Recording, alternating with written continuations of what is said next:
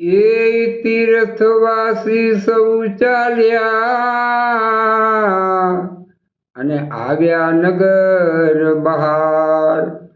ત્યારે રૂપ લીધું વાલે વણિકનું રે, એ મારું સાંભળસા શેઠ એવું નામ રે, સાંભળા ગીરધારી।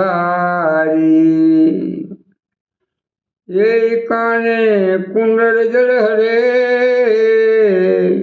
અને હરિના તેજ તણું નહીં પાર।